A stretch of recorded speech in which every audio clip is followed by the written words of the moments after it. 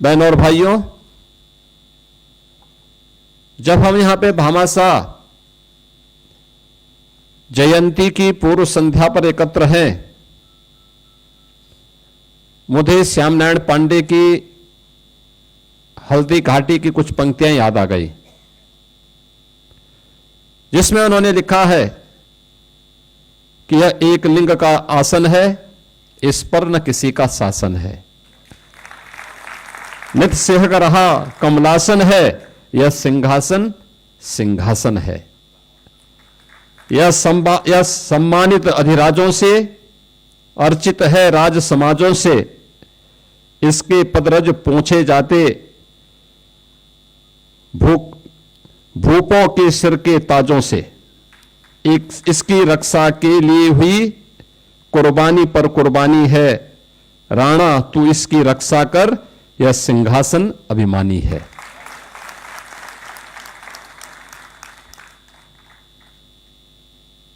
जब भी स्वदेश, स्वाभिमान और स्वधर्म के लिए यह देश महाराणा प्रताप का स्मरण करेगा, तो स्वतःस्फूर्त भाव के साथ भामाशाह का नाम हर जवान पर होगा। याद रखना, धन की तीन ही गति होती है, या तो दान करो, वह आपको यशस्वी बनाएगा, स्वयं भोग करो, कुछ देर के लिए चलने लायक बनाएगा, बाद में शुगर से ग्रसित कर देगा।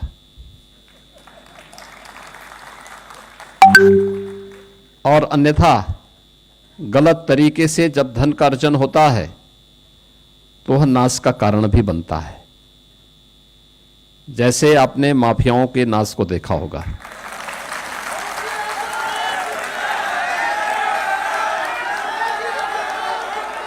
तो दानम, भोगम और नाशम, ये धन की तीन गति है।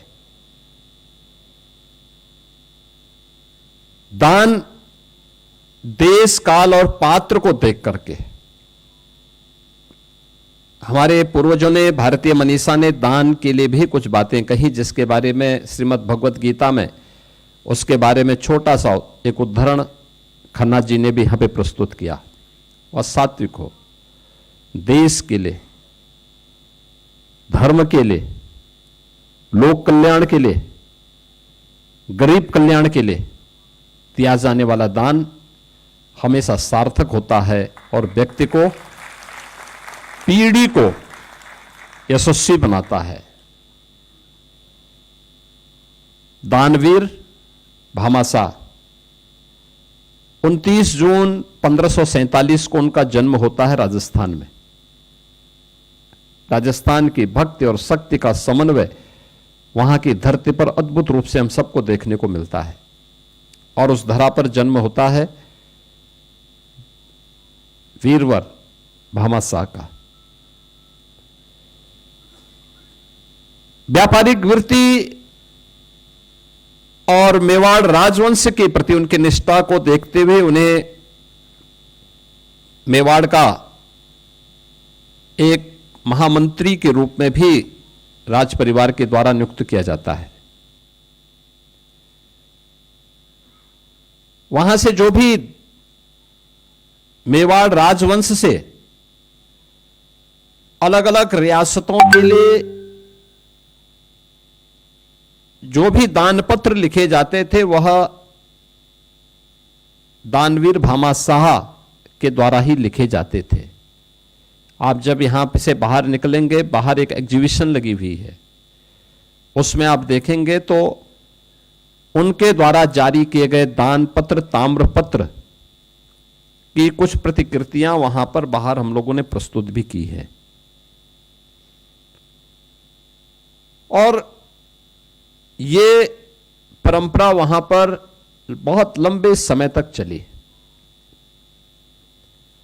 लेकिन ये उत्थान और पतन और फिर उत्थान का इस चक्र चलता है, धर्म चक्र प्रवर्तनाए।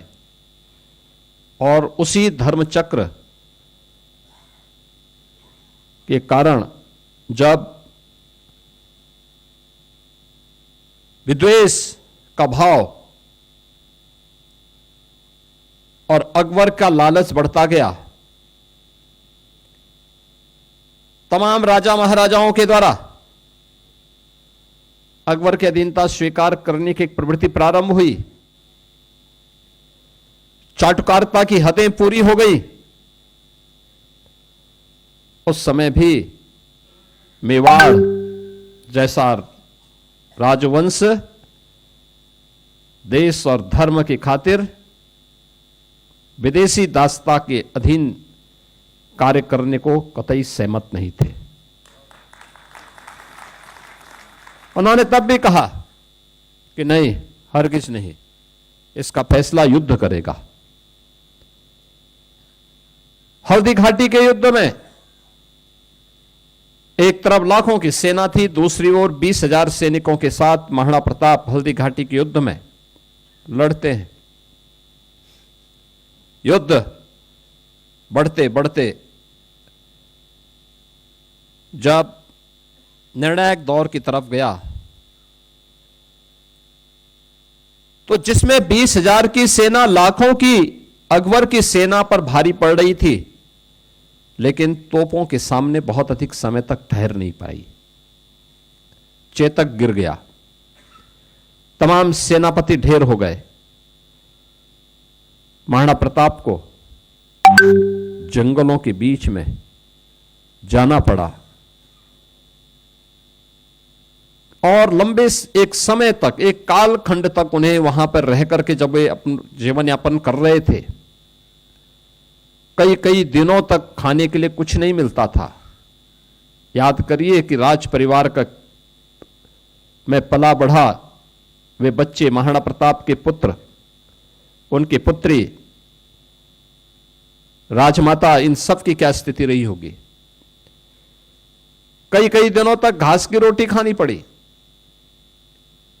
लेकिन देश और धर्म की खातिर विदेशी हुकूमत के सामने सिर नहीं झुकाना है, और उसके लिए तैयारी जब कर रहे थे, उस समय दो ही प्रकार की चीजें उनके सामने थी। हर हाल में मेवाड़ को की रक्षा करना है, भारत के अंदर स्वाधीनता की लौ को जलाना है, विदेशी दासता से, किसी भी प्रकार से विदेशी दासता को भारत के ऊपर मुखर नहीं होने देना है। उसके काले बादल भारत के ऊपर नहीं छाने चाहिए। एक संकल्प के साथ जब उन्होंने कार्य करना प्रारंभ किया तो समय अरावली के उन जंगलों में वहां के भील और मीना जाति के लोगों ने ही उनकी मदद की थी। सेना संगठन का कार्य करना है, दुश्मन की सेना पीछे पड़ी हुई है, परिवार के लोग भूखों बिलख रहे हैं, कैसा होगा, कैसे इस कार्य हो पाएगा। लेकिन वहां के भील, वहां की जनजातियों ने भी स्वदेश और स्वाभिमान के इस महत्व को समझा था और वे महाराणा प्रताप के साथ खड़े रहे। कैसे छापामार युद्ध होता है, इस युद्ध कला को महाराणा प्रताप ने उस कालखंड में प्रस्तुत करके अकबर के दांत खट्टे कर दिए थे, मुगल सेना के दांत खट्टे करने के काम किए थे। और अंत में जब दानवीर भामाशाह उनकी सेवा में उपस्थित हुए तो उन्होंने इस बात को कहा कि मेरी जितनी संपत्ति है, इस संपत्ति में फिर से सेना के पुनर्गठन के लिए अर्पित कर रहा हूं। महाराणा प्रताप ने कहा, ये क्या कर रहे हो भाई? अरे सारे लोग तो अपने लिए अर्चित करते हैं। उन्होंने कहा, नहीं, मैंने जो भी संपत्ति अर्जित की थी इसी देश से अर्जित की थी और इसलिए उसके लिए समर्पित कर रहा हूं। यानी याद करिए, उस समय भी 500 वर्ष पहले भी यह भाव था जो आज प्रधानमंत्री मोदी जी कहते हैं नेशन फर्स्ट, राष्ट्र प्रथम है। क्योंकि देश सुरक्षित रहेगा, हम सब भी सुरक्षित रहेंगे। देश सुरक्षित है तो धर्म भी सुरक्षित है, धर्म भी सुरक्षित है तो हम भी सुरक्षित हैं। बहनों और भाइयों, यह वह समय था जब देश के सामने कठिन चुनौतियां थी। विदेशी आक्रमण हो रहे थे, स्वाधीनता खतरे में पड़ी हुई थी, संसाधनों का अभाव था। उन संसाधनों के अभाव में भी भील, मीना और वहां की अन्य ट्राइबल जातियां देश के लिए लड़ रही हैं, महाराणा प्रताप का साथ दे रही हैं। और वह समय तब था जब बहुत सारे सगे संबंधी स्वयं महाराणा प्रताप का साथ छोड़ चुके थे। तमाम राजे रजवाड़ों ने भी अकबर की अधीनता स्वीकार कर ली थी, लेकिन इन सब से बेखबर उन लोगों ने उस समय जिस प्रमुखता के साथ कार्य किया, कहते हैं भामाशाह की जो उसका जो सहयोग था महाराणा प्रताप को, वह इतना सहयोग था कि 25,000 सैनिकों को 12 वर्षों तक उनको हर प्रकार की सुख, यानी उनका वेतन दिया जा सकता था, उनके रहने खाने की व्यवस्था की जा सकती थी, युद्ध की सामग्री उन्हें उपलब्ध कराई जा सकती थी। आप याद करिए कितनी बड़ी ताकत उस समय खड़ी की, और उसी के बल पर महाराणा प्रताप ने फिर से सेना का संगठन खड़ा किया और जितने भी दुर्ग और किले मेवाड़ और चित्तौड़गढ़ के अकबर ने अर्जित किए थे, उन सबको फिर से वापस लेकर के उस कालखंड में फिर से अपने आप को अजेय घोषित किया था, स्वाधीन घोषित किया था। याद करिए 450 वर्ष पहले शौर्य और पराक्रम का ऐसा अद्भुत संगम हम सबको देखने को मिला। 400-450 वर्ष पहले इस प्रकार के अद्भुत शौर्य और पराक्रम हम सबको देखने को मिला, ऐसा संगठन हमें देखने को मिला। ये शौर्य और पराक्रम ही जब भी देश के ऊपर संकट आता है, हर भारतवासी महाराणा प्रताप को स्मरण करता है, हर भारतवासी छत्रपति शिवाजी महाराज का स्मरण करता है, हर भारतवासी गुरु गोविंद सिंह जी महाराज का स्मरण करता है। इसलिए स्मरण करता है क्योंकि उन्होंने अपने लिए नहीं, देश के लिए जीवन जिया था। उनका समर्पण धर्म के लिए था। धर्म उनके लिए जीवन पद्धति थी, धर्म उनके लिए उपासना पद्धति मात्र नहीं थी। और इसीलिए आज भी और इतिहास के स्वर्णाक्षरों में हर भारतवासी इन महापुरुषों के प्रति नतमस्तक होता है। और इसीलिए मैंने कहा कि अमर गीतों के वे रचयिता डॉक्टर श्याम नारायण पांडे ने जो बात कही कि एक लिंग का आसन है, इस पर न किसी का शासन है, यह मेवाड़ पर ही एकदम फिट बैठता है, एकदम फिट बैठता है।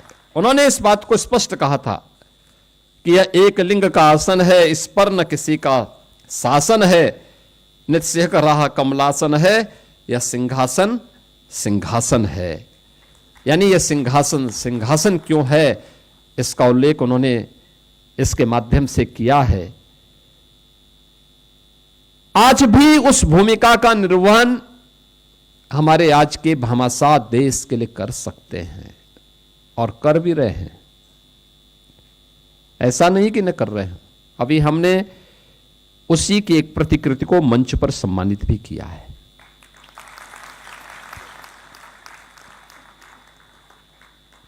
याद करिए, सरकार अपने दायित्वों का निर्वहन कर रही है। यहां पे अभी रविकांत गर्ग जी कह रहे थे किस दिवस को, अरे हम तो कह रहे हैं कि हर वर्ष ये दिवस मनाया जाना चाहिए। और मैं तो जीएसटी विभाग से भी कहूंगा कि लखनऊ में ही नहीं, प्रदेश भर में हर जनपद में सेलेक्ट करिए, प्रदेश में जो सर्वाधिक जीएसटी देने वाले हैं उनका लखनऊ में, और जनपद में जो सर्वाधिक जीएसटी देने वाले हैं उनको जनपदों में ऐसे 10-10 व्यापारियों का सम्मान इस दिवस पर किया जाना चाहिए। दूसरा, इस दिवस को तय करिए कि इस दिवस पर ही हम उन व्यापारियों को जो कभी किसी दुर्घटना के शिकार होते हैं, जिन्होंने जीएसटी रजिस्ट्रेशन किया और रजिस्ट्रेशन भरने के बाद दुर्भाग्य से किसी दुर्घटना के शिकार होते हैं, तो व्यापारी कल्याण बोर्ड के माध्यम से हमने 10 लाख रुपए की उन्हें सुरक्षा बीमा का कवर दिया है। इस राशि का वितरण भी इसी अवसर पर उन लोगों को करना चाहिए, एक साथ सम्मान के साथ, भव्य समारोह के साथ होने चाहिए।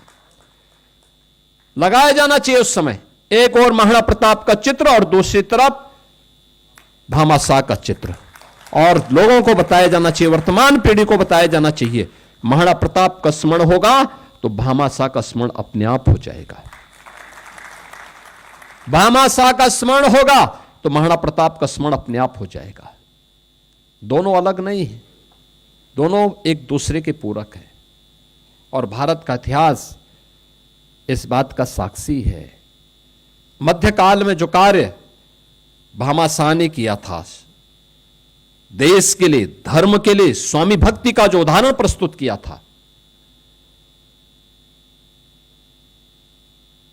वही स्थिति कालांतर में देखने को मिली। याद करिए, हमारे सामने कुछ उदाहरण है, आपके सामने हर व्यक्ति की जुबान पर वे नाम आते हैं। स्वामी विवेकानंद का नाम, शिकागो के धर्म सम्मेलन में स्वामी विवेकानंद को जाना था, कौन सहयोग करेगा, वहां जाने की व्यवस्था कौन करेगा? और तब नाम आया था मैसूर के महाराजा चाम राजेंद्र वाडियार का, और खेतड़ी के महाराजा, राजस्थान के राजा अजीत सिंह जी का, जिन्होंने स्वामी विवेकानंद को वहां जाने की व्यवस्था की और शिकागो की उस वर्ल्ड पीस समिट के माध्यम से वह भारतीय संस्कृति का डंका दुनिया के सामने बजा सके। यह इसलिए संभव हो पाया जब यह सहयोग वहां उन्हें प्राप्त हुआ। अन्यथा एक सामान्य सन्यासी के रूप में लोग भूल चुके होते हैं, किसी को पता ही नहीं होता यह भी प्रतिभा है। उनकी दिव्य प्रतिभा से देश वंचित रह जाता, दुनिया वंचित रह जाती। भारत की वैदिक परंपरा की का डंका जो दुनिया के अंदर वैश्विक मंच पर बसता हुआ दिखाई दिया है, यह इन महापुरुषों के नाते। दूसरा नाम आपके सामने है भारत रत्न और भारत के संविधान के शिल्पी बाबा साहब डॉक्टर भीमराव अंबेडकर का। बाबा साहब डॉक्टर भीमराव अंबेडकर बड़ोदरा के महाराजा सियाजी राव गायकवाड़ ने उन्हें विदेश जाने की स्पेशल स्कॉलरशिप उपलब्ध करवाई, और उसके माध्यम से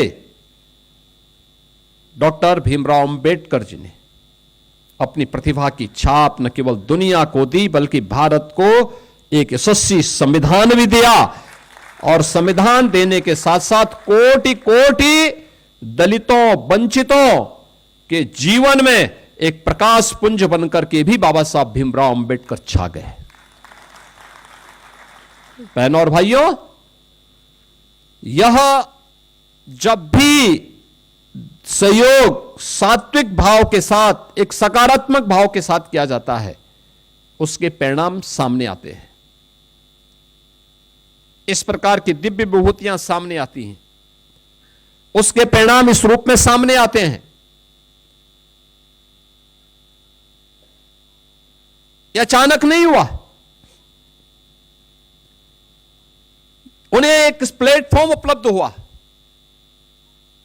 उसका महत्व था, और उस महत्व को इन महापुरुषों ने थोड़ा सपोर्ट किया तो देश और दुनिया को एक नए रत्न के रूप में कहीं स्वामी विवेकानंद मिल गए, कहीं पे डॉक्टर भीमराव अंबेडकर मिल गए, और उन्होंने देश और दुनिया को एक नई राह दिखा दी। कोटि कोटि मानवों के लिए एक जीवन की राह भी दिखा दी। जो राह दिखाने का कार्य किया है, यह दिवस उसी राह का अनुसरण करने का एक महत्वपूर्ण और पवित्र आयोजन भी है। याद करिए, एक तरफ भामाशाह और महाराणा प्रताप, स्वामी विवेकानंद और मैसूर के राजा चाम राजेंद्र वाडियार जी, डॉक्टर भीमराव अंबेडकर और सयाजीराव गायकवाड़ बड़ोदरा के महाराजा, और केतड़ी राजस्थान के महाराजा अजीत सिंह जी। आप मुझे बताइए, कहां इसमें जाति भेद है? कहां पे भेद है? ये वोट बैंक के लिए लोग कब तक और कितना बांटेंगे देश को? कितना बांटेंगे? ये बांटने वाले लोग वही हैं जिनको जब अवसर मिला था तो उन दुर्दांत माफियाओं के सामने नाक रगड़ रहे थे। आप याद करिए, अंतर यही होता है। ये डबल इंजन की सरकार है। आदरणीय प्रधानमंत्री जी की प्रेरणा से जब सकारात्मक सोच के साथ सरकार कार्य करती है, तो हमने यहां के परंपरागत उद्यम को प्रोत्साहित करने के लिए वन डिस्ट्रिक्ट वन प्रोडक्ट की योजना चलाई। करोड़ों लोगों को रोजगार मिला, व्यापारियों को अपने प्रोडक्ट को एक प्लेटफॉर्म प्राप्त हुआ, और वो एक्सपोर्ट का एक नया केंद्र बन गया। लेकिन इस जाति के नाम पर बांटने वाले लोगों ने माफियाओं के सामने सत्ता को गिरवी रख दिया था, और इन्होंने वन डिस्ट्रिक्ट वन माफिया देकर के प्रदेश की कानून व्यवस्था को पूरी तरह सत्यानाश करके रख दिया था। ये वही लोग हैं, आज भी ये लोग घूमते हैं। क्योंकि पहले तो नौकरी के नाम पे वसूली करते थे, आज जब वसूली का धंधा बंद हो गया, गुर्गों की दुकानों को बंद करा दिया गया, अब ये लोग जाति के नाम पर बांटने का काम कर रहे हैं। जगह जगह जाकर के जगह जगह जा रहे हैं। मैं तो बार बार इस बात को कहता हूं कि बटोगे तो कटोगे।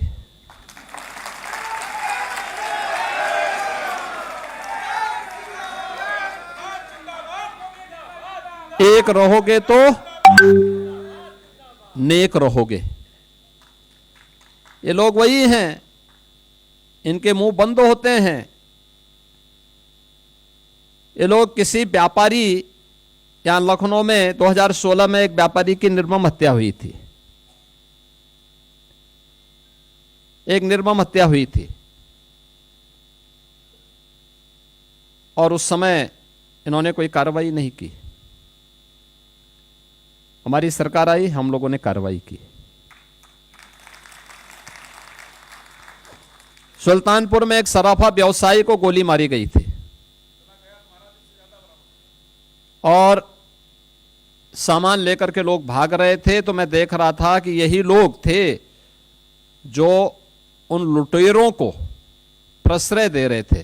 तो हमने पहले बोला था कि अगर लूटोगे, व्यापारी और बेटी की सुरक्षा में खतरा पैदा करोगे, तो दूसरे चौराहे पे यमराज इंतजार कर रहा होगा।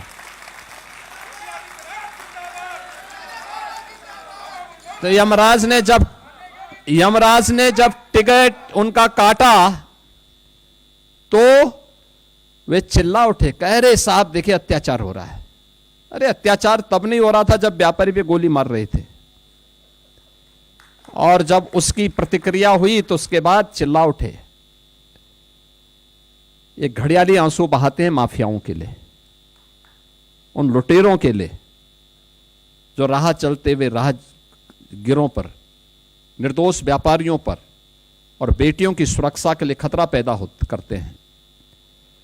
और इसीलिए मैं आप सबसे कहने के लिए आया हूं, हमें सावधान होना होगा, सतर्क होना होगा। इन लोगों के उन कारनामों से, जिन कारनामों के कारण पहचान के एक संकट से आप गुजर रहे थे। आप में से बहुत सारे लोग होंगे जिनका व्यापार उत्तर प्रदेश के अलावा दूसरे राज्यों में भी होगा, या लेन देन करते होंगे, सामान मंगाते होंगे। पहले उत्तर प्रदेश के नाम से लोग सामान भेजने में डरते थे, आज कोई डर नहीं है, कोई भय नहीं है। सुरक्षा का एक बेहतरीन वातावरण दिया गया है। हर प्रकार से हम लोग आगे बढ़ रहे हैं। ये प्रक्रिया आगे इसी रूप में आगे बढ़ती रहनी चाहिए। और यह दिवस 29 जून को हर वर्ष आयोजित होना चाहिए।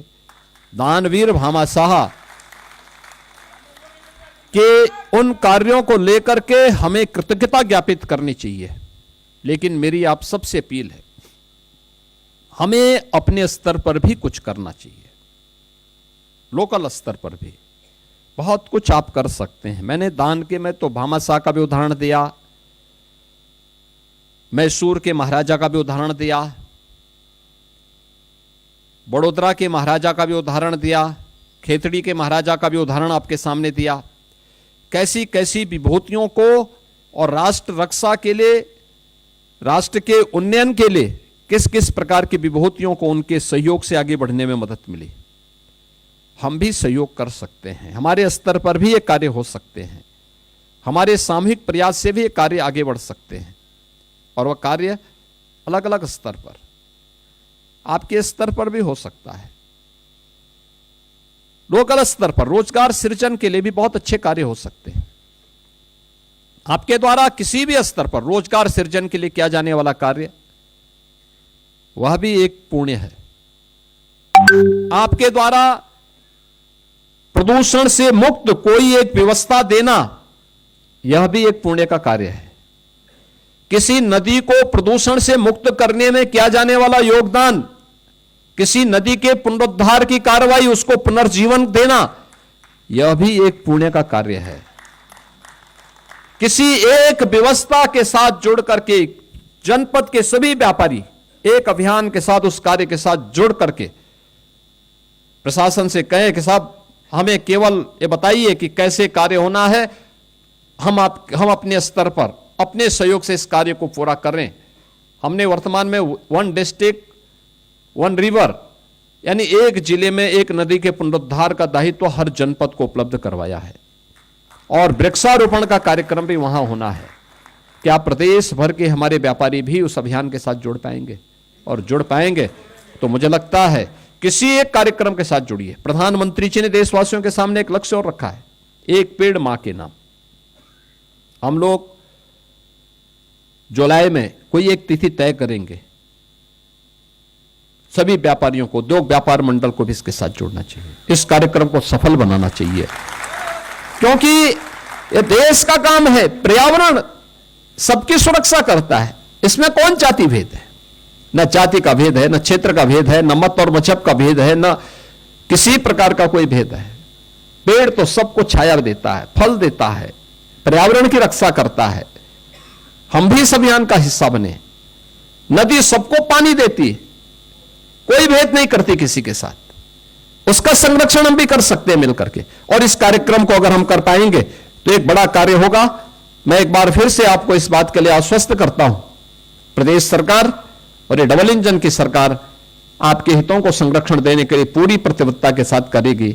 आपकी सुरक्षा, आपको हर प्रकार का संरक्षण देने का कार्य करेगी। हमें भी राष्ट्र के इस अभियान का हिस्सा बनना चाहिए। उन अभियानों का हिस्सा अगर हम भी बनते हैं, इसको और आसान करने में मदद मिल सकती है। आज के इस अवसर पर मैं आप सबके प्रति अपनी शुभकामनाएं देता हूं। भारत माता के इस महान सपूत दानवीर भामा शाह की स्मृतियों को नमन करता हूं। उनकी जयंती की पूर्व संध्या पर उन्हें विनम्र श्रद्धांजलि अर्पित करते हुए अपनी वाणी को विराम देता हूं। धन्यवाद। जय हिंद।